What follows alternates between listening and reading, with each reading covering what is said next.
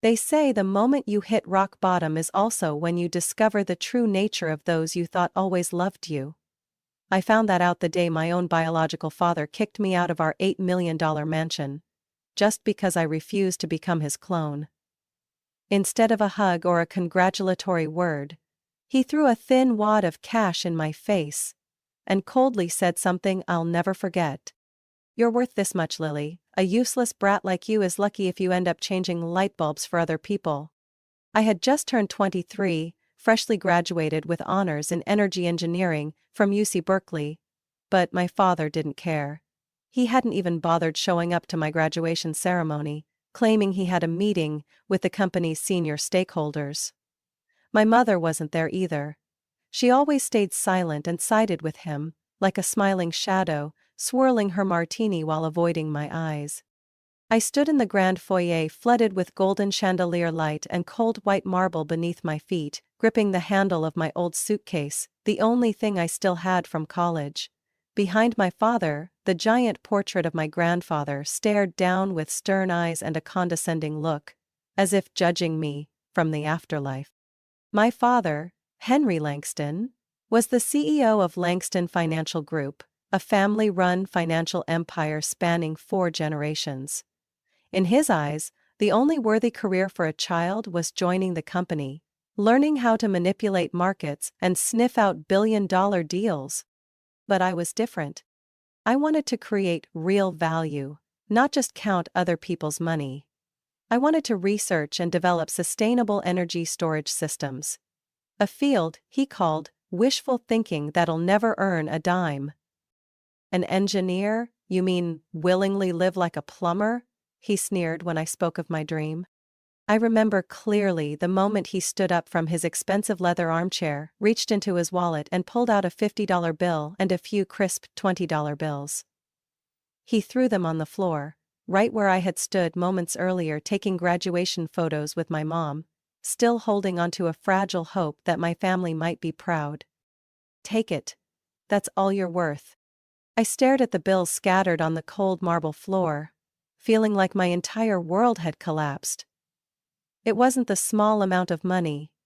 It was the statement, sharp like a blade, straight to my pride. My mother stood by the staircase, turning away like the scene unfolding was a dull commercial she'd seen 1,000 times. I bent down and picked up the money. My fingers trembled. Not from fear, but because I knew I'd never come back to this place again. "I don't need your permission to succeed," I said. My eyes locked on his. He waved me off like shooing away a beggar. "Get out, and don't you dare use the Langston name to get a job or build anything. No one's opening doors for you without my name behind it." I walked out through the heavy oak doors with nothing but my one suitcase, an engineering degree in my bag, and exactly $110 in my wallet. The entirety of what I had after 4 years of college. The tall black iron gates slammed shut behind me with a screeching groan, like a final sentence pronounced. I had no home. The student apartment I lived in had been vacated. No car. The sedan I used to drive was under my father's name. No savings account either. It had been pulled the moment I declared I wouldn't join Langston Financial. I walked down the street like a stranger in a city that used to be home. But I carried something they would never understand. An idea, a determination, and a pain I would never forget. I left home in humiliation and disgrace, but they would remember the name they once disowned. Not because I wanted revenge, but because I'd make sure they couldn't ignore the true worth of the person they once called worthless. I don't remember how long I slept during the nearly 10-hour bus ride from Denver to San Jose. I just know that when I opened my eyes, I felt like a stranger among the rush of people, neon lights, and tech billboards of Silicon Valley. It was drizzling, and the cold soaked through my thin hoodie, making me shiver. I checked my wallet. Just $80 left after buying the ticket. And grabbing a sandwich on the way. I had nowhere to go. No friends, no relatives. No one waiting for me in this place. Except a fragile hope that the idea I had nurtured for the past 4 years might have a chance to survive in the so-called cradle of big dreamers. At night, I slept in a park near El Camino Real, curled up on a cold bench.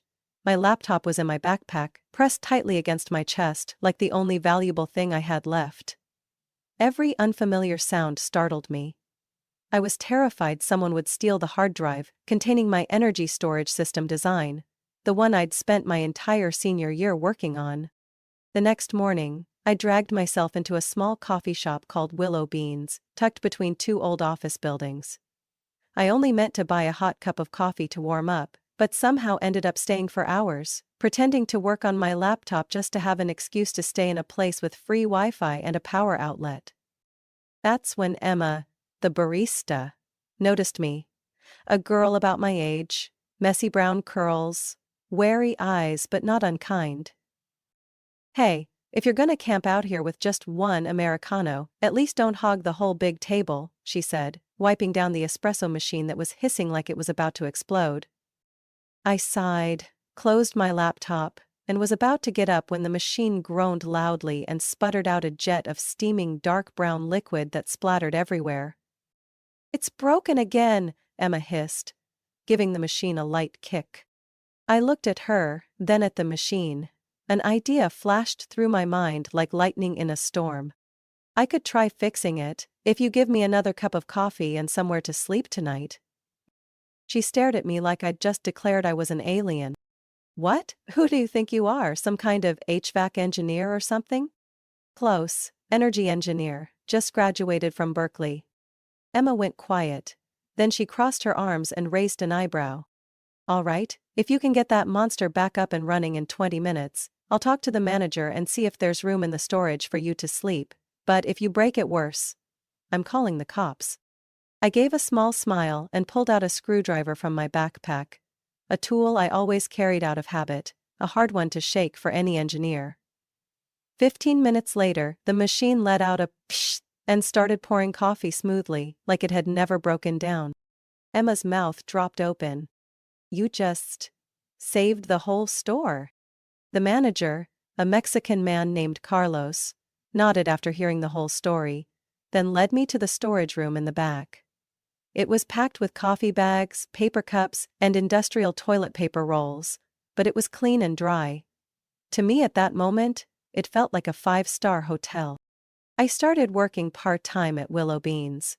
Fixing small things, cleaning machines, sometimes helping with orders during rush hour. During the day, I worked. At night, I crawled back into the storage room, opened my laptop, and kept redrawing the energy storage system design in my head. The idea I was pursuing was a molecular battery with an entirely new structure, allowing renewable energy to be stored with near-perfect efficiency. No leakage, no waste. No reliance on expensive lithium. A feasible solution for the future of sustainable energy. Emma often brought me leftover muffins at the end of the day, then sat down on the floor, sneaking peeks at my screen as I sketched molecular diagrams. "What's that?" she asked the first time. "The future," I replied, eyes still fixed on the screen. "If I can pull this off, the system could change the entire electricity industry worldwide." "Sounds like something out of a sci-fi movie." She laughed. "But you do seem pretty serious." "I don't have a choice. They threw me out of the house because they thought I was a failure. Now I'm going to prove just how wrong they were." Emma was quiet for a moment, then said softly, "Then you need to survive first. The future sounds expensive." I laughed. Her words were more accurate than anything I'd ever heard from a professor. I had $38 left in my wallet, but I had the design, I had my brain, I had a place to sleep, and for the first time in days, I had someone who believed I wasn't crazy. I didn't have anything in hand. But for me that was enough to begin. 3 months after I moved into the storage room at Willow Beans, I began to feel the fine line between exhaustion and obsession. During the day, I scrubbed machines, fixed leaky pipes, hauled heavy bags of coffee. At night, I buried myself in circuit diagrams, running simulations of the new molecular battery on my aging laptop. I had no lab, no research funding, and no one backing me. Except myself, and an idea no one else dared to try. One rainy morning, I fixed a receipt printer for a man named Ethan Rhodes, the owner of a startup specializing in energy measurement devices. When I helped him troubleshoot an electrical error in the control circuit, something in his eyes changed. It was no longer the look of a customer at a low-level employee, but the look of someone recognizing something unusual. "You're really an engineer?" Ethan asked, surprised and skeptical. "Graduated from Berkeley. Energy systems major," I replied, wiping my hands with a grease-stained rag. "And you're working here?" I gave a crooked smile. Not everyone was wrapped in velvet from birth. Ethan was silent for a few seconds, then handed me a business card. "I want you to meet someone. If what you're saying is true, she'll be interested." That person was Professor Linda Zhang, a molecular research specialist at Stanford University. A week later, I was sitting in her small office in the main research facility, palms soaked in sweat. "Tell me your idea," she said, sitting across from me, eyes cold as steel. I presented the molecular battery design based on a nanoporous structure, optimized for storing renewable energy without heat loss. Something current lithium-ion batteries have never been able to do. Professor Zhang said nothing for almost 10 minutes. She carefully read through the technical description, scrutinizing every line of the equations I had handwritten in sharp, slanted strokes. "Theoretically it's impressive, Lily, but has anyone validated this model?" "No, because no one believes me." She looked at me, then suddenly gave a quiet laugh. "I know a place that could help you verify it, but I'm not holding your hand to get there, unless you're ready to work like a monster for the next 365 days.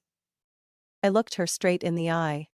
"I've lived in a storage room, cleaned a coffee shop, taken on freelance engineering gigs every night.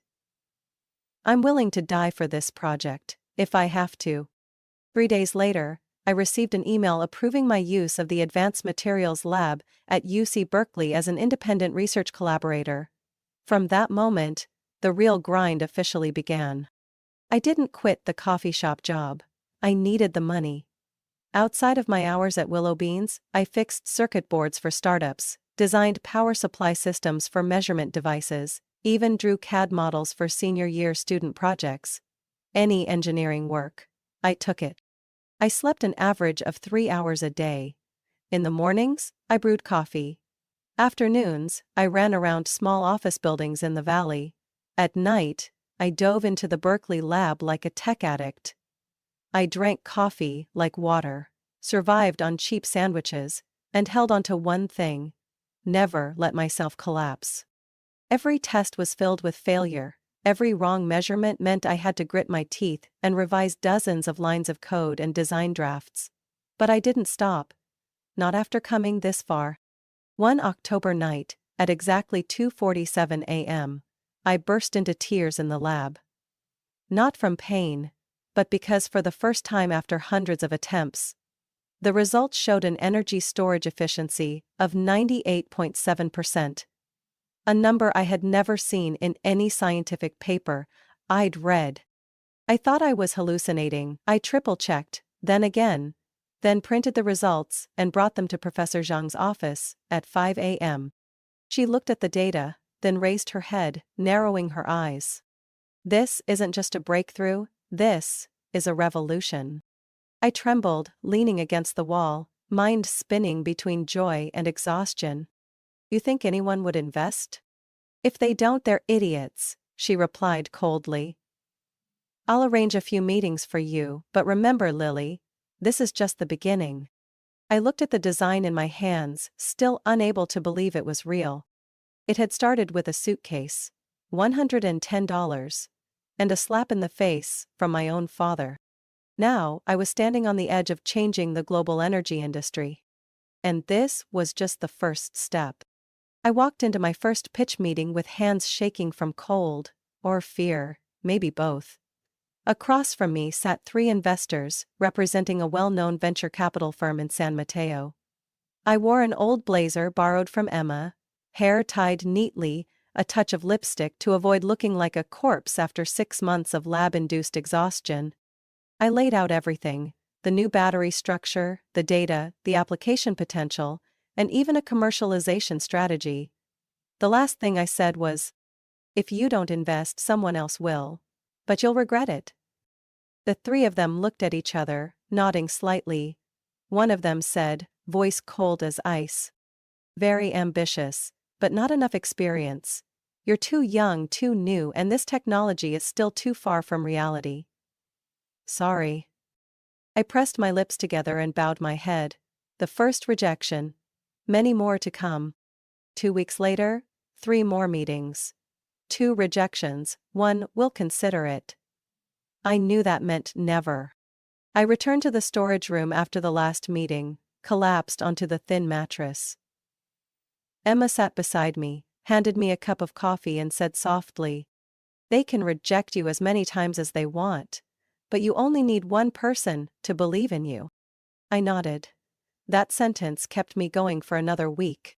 Then one day, I received an email from Orion Capital, a rising venture firm specializing in clean tech investments. The sender signed, Alexa Morgan, Managing Partner. The meeting took place on the 12th floor of a glass building in downtown Palo Alto. I had prepared everything thoroughly: presentation deck, technical reports, financial models. But the first thing Alexa asked when I entered the room stopped me cold. "Why should I believe you? You've got nothing but a few papers, a diploma, and a dream." I looked her straight in the eye. "Because I gave up everything to pursue this. No parental support, no inheritance, no connections. I've been sleeping in a storage room, working 16 hours a day for a year straight. I have nothing to lose. But if you invest, I'll make the impossible happen, just like I did with that prototype." Alexa was silent. I thought I'd failed again. "If I invest, what would you name the company?"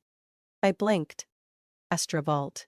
Because it's a burst of light in the dark. Just like how I started from nothing. 3 days later, I got the call. $5 million, 25% equity. The deal was approved. I held the phone, standing silently in the empty parking lot behind the coffee shop. My eyes burned. Not because of the money, but because someone finally believed in me. Not because of my last name, not because of connections, but because of who I was. The first office of Astrovault was in a refurbished warehouse near Fremont. I hired 4 engineers. 3 from Berkeley, 1 from a young tech startup program. They were young, relentless, and just as wild as I was. We worked like mad, from fine-tuning the molecular structure to reduce energy loss, to designing heat-resistant casings, to developing smart conversion circuits. Every day was a challenge. Every technical error was a battle with our own limits. 6 months later, Astrovault Core 1's first commercial prototype was born. Smaller than a microwave, with an efficiency of 99.1%, far surpassing anything on the market. The test results were independently verified by the California Clean Energy Center. The day I received the official report, I hugged Emma and cried in the very coffee shop where it all began. "You did it," Emma whispered. "Now they'll have to listen." And they did. Energy companies started knocking, governments sent partnership offers, competitors started getting nervous. Within 3 months, we signed 2 contracts to supply energy storage systems to major solar power stations in Arizona and Nevada. The media called me the woman who broke the laws of physics. I didn't care. I only remembered one thing: my father's look of disdain the day he threw me out with just $110. I swore when I came back, I'd show him just how much a worthless person like me was truly worth. 3 years after Astrovault launched its first product, I stepped onto the stage of the New York Stock Exchange, a small gavel in hand, as the founding team cheered. Our stock, ASTV, doubled within the first 6 hours. By the end of the week, I wasn't just the founder, I was the majority shareholder, worth over $100 million. The name Lilly Langston started appearing everywhere, on newspapers, media outlets, and at global tech conferences. But no one knew I had legally changed my name to Lily Beckett, leaving Langston behind as a way to sever the past. No one, except Emma, and a few of my closest people, knew the connection between me and one of Colorado's oldest investment empires. Langston Capital. The thing was, Langston Capital was on the brink of collapse. My father's blind arrogance, resistance to change, and outdated pride had left his empire crushed by the rise of fintech markets. Within a year, they lost nearly 40% of their managed assets, investors pulled out en masse, and they faced the looming threat of a takeover by younger, tech-savvy competitors. What my father didn't know was that the tech rival threatening him was my own company. I had founded Beacon Venture Holdings, a strategic investment arm under Astrovolt, specializing in acquiring struggling firms to restructure and integrate clean energy technologies into their ecosystems. Through 4 subsidiaries, 3 trust funds, and 2 independent entities, Beacon quietly acquired 43% of Langston Capital's shares in just 7 months. And then I decided to return home. Not to ask for forgiveness, but to buy back the place that once threw me away. That fall morning, I stepped out of a sleek black Tesla in front of the white limestone building that once symbolized the Langston family's power. It didn't look much different from the last time I saw it. Still the massive stone columns, the gilded letters, and the smug expressions of the sharply dressed receptionists. I walked into the main lobby, hair tied high, wearing a custom-tailored suit by a brand I had invested in. The receptionist looked up, eyes unfamiliar. "I'd like to meet with the board of directors, schedule it before 10 a.m. My name is Beckett, Lily Beckett." 10 minutes later I was escorted to the top floor, the one my father used to forbid me from setting foot on when I was still just a dreamy and useless girl. The mahogany doors opened to reveal a vast boardroom with a long table, leather chairs, and walls lined with portraits of past Langston chairmen. I recognized my grandfather's eyes in the highest-hung painting. The same eyes that used to send chills down my spine every time I passed by. One by one the board members shuffled in. Their faces were tense, uneasy. They all knew. Rumors about Beacon Holdings acquiring shares had spread since last week. But no one knew who was behind Beacon. And then, my father walked in. He looked noticeably older, more gray hair, and the fire once blazing in his eyes now dulled by exhaustion.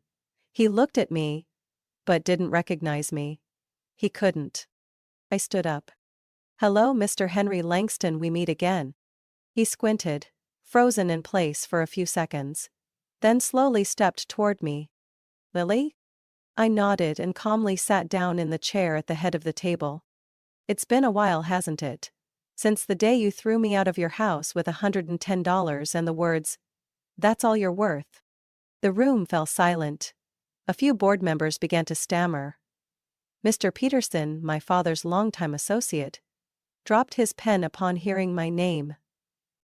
"No way," someone whispered. I opened my leather briefcase, pulled out a report and handed it to the secretary. Beacon Holdings currently owns 43% of Langston Capital's shares and controls 61% of its corporate debt. With the board unable to meet its short-term loan obligations, we have the right to assume full operational control. My father stood still, trying to keep his voice calm. "You can't do this. This is a family company. It's blood, it's legacy." I tilted my head. "Legacy? Where were you when your only daughter was thrown out on the street, living in a coffee shop storage room and knocking on every lab door just to chase her dream? You think you have the right to talk about family?" He stepped closer, voice trembling. "Lily, I was wrong." I didn't answer. I just looked him straight in the eye. "I didn't come back today to hear apologies. I came back to reclaim what you once said, I could never build without the Langston name. Well, now you see, I did it. And more?" I stood, placing my hand on the wooden table where he used to yell at me throughout my childhood. "Welcome to the era where Lily Beckett runs the game." The air in the boardroom thickened, as if someone had locked all the doors and thrown away the keys. The once proud faces were now lowered toward the documents I had just distributed. On those pages was the truth they didn't want to face. I held 45% of Langston Capital's shares, and worse, I also controlled over 70% of the debt hanging over their heads. I stood, every word landing sharp and clear like a hammer striking steel. There are only 2 options. 1. Langston Capital merges into Beacon Holdings, becoming a subsidiary of Astrovolt. 2. I call the debt immediately and this company collapses within 72 hours. No one spoke. All eyes turned to my father. Henry Langston. The man who once claimed I'd never amount to anything without the Langston name attached. He exhaled sharply, face pale, hands bracing against the edge of the table like he was trying to keep from collapsing. "This is revenge, isn't it?" he growled. "You came back to destroy what your father built over decades?" I laughed. "Wrong. I came back to fix your mistakes. By tearing down the rotting legacy you've clung to like a drowning man hugging a punctured float." He slammed his hand on the table, his voice screeching like metal against glass. "I'm the last Langston still in charge. I won't step down just because of a traitor daughter." "No," I replied coldly. "You'll step down because you let this corporation spiral toward bankruptcy, and I'm the only one holding out a hand to save it." I opened my laptop, projecting a detailed financial breakdown.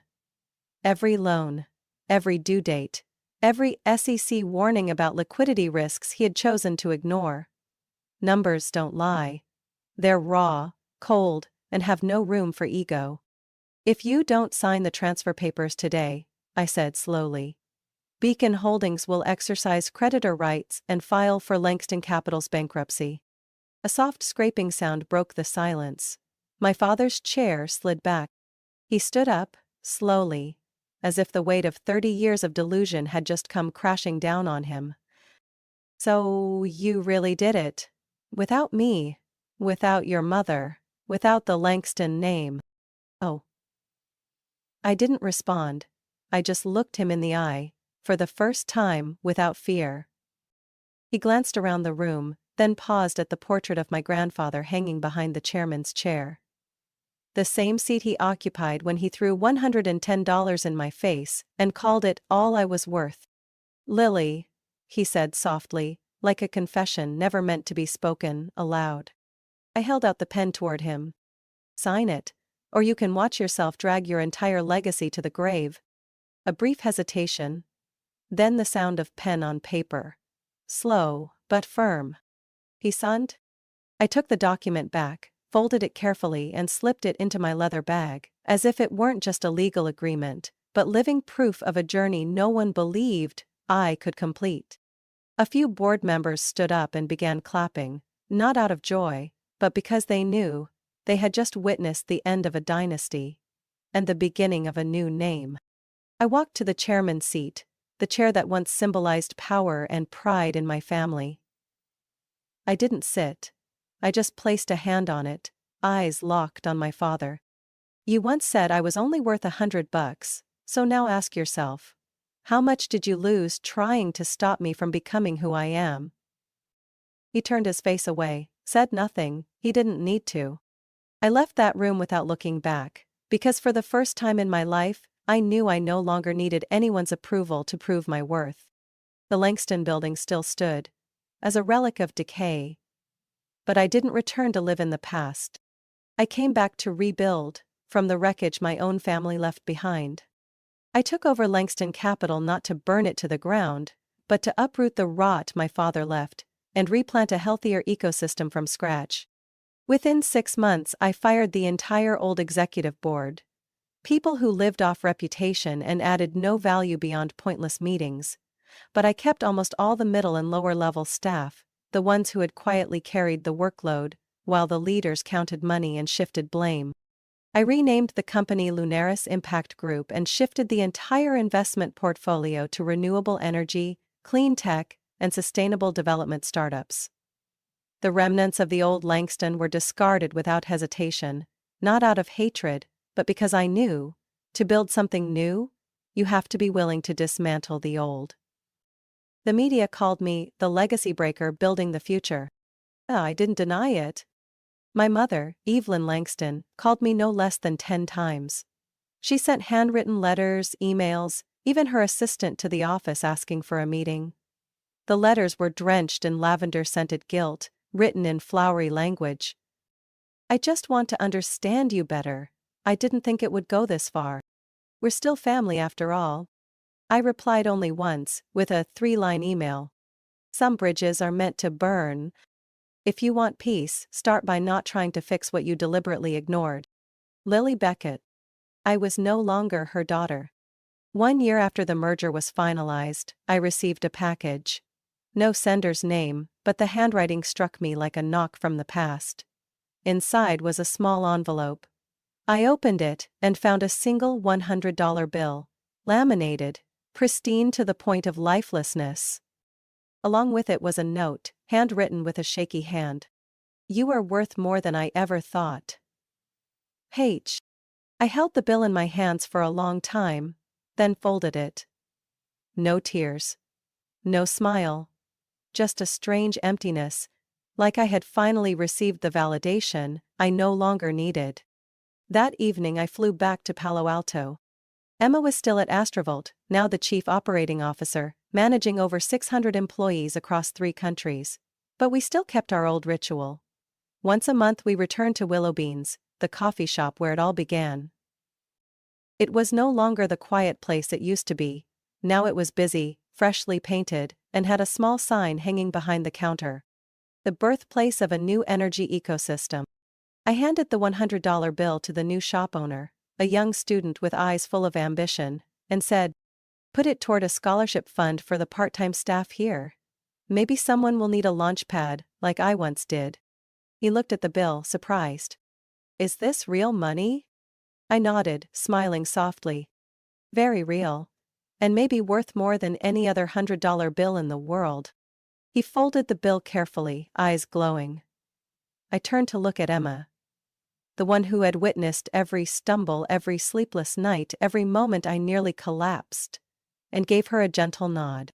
"At the end of the day," I said, holding my warm cup of coffee, "I didn't need revenge. I just needed to prove that I built something they once thought I never could." Emma nodded, speaking softly. "And what you built, no one can ever take away. I don't know where I'll go next. Maybe the next product. Maybe a venture fund supporting young female founders. Or maybe just a few years of peace, after a decade of non-stop running. But I know one thing for sure. A person's true worth doesn't lie in where they were born. It doesn't lie in their last name, inheritance, or the validation of others. It lies in what they dare to build from nothing, and what they refuse to let go of, even when the world once looked down on them. I'm no longer Lily Langston. I'm Lily Beckett. And I created my own worth, from the ashes they left behind. Lily Beckett's story is a powerful reminder that where you come from does not determine your value. Dismissed, abandoned, and stripped of all privilege, she built an empire from nothing. Not through bitter revenge, but through intellect, perseverance, and belief in herself, Lily turned rejection into a driving force for success. In real life, this reminds us, no one has the right to define you, except you, and true worth lies in what you dare to build and relentlessly protect. What do you think about Lily's journey and the choices she made? Share your thoughts in the comments below. Don't forget to follow the channel to keep discovering heartfelt stories and meaningful lessons from family and life.